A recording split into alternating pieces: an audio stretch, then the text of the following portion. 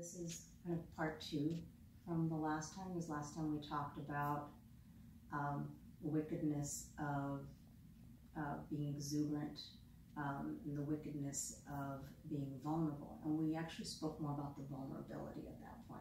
You know, if you're like, something's wrong with me, it's bad, like it's, innate sense of I'm bad. I'm bad because I'm vulnerable. And so that can really interfere with us healing if there's a cultural shadow message that says you're bad, and then we internalize it, says, look, I'm bad because I'm getting help, I'm bad because I'm resting, I'm bad, I'm supposed to be doing something different.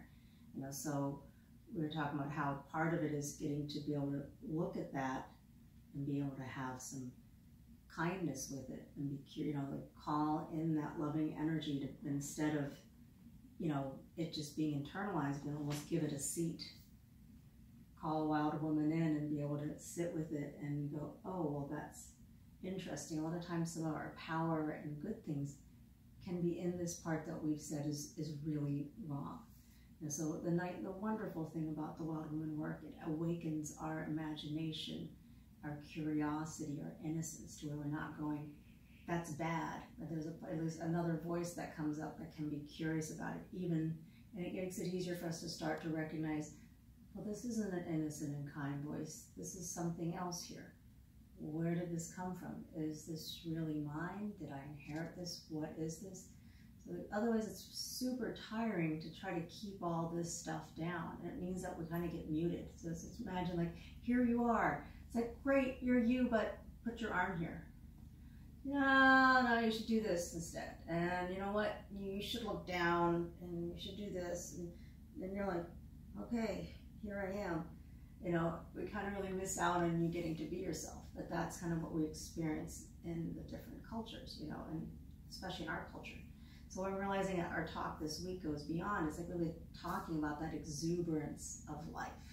Last time we really talked about, how to, what to do with that energy that comes up on top. And you can look back at the recording, and I don't remember all of what I said. I just kind of listening in with Wild Woman and going with what she would like to share as best I can.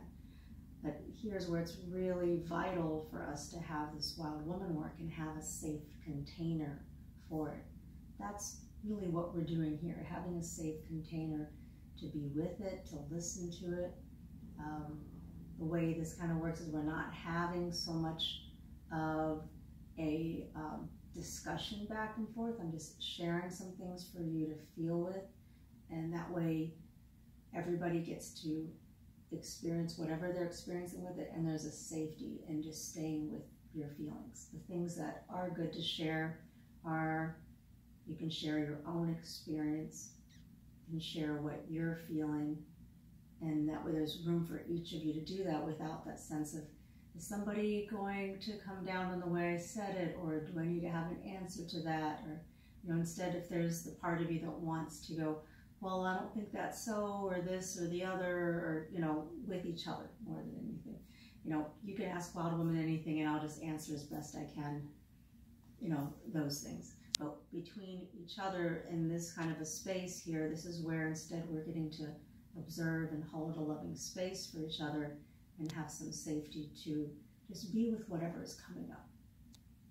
If a feeling is coming up with you as somebody is speaking, that's something that, if there's a share, that's something healthy to share. If you can share it in terms of, that information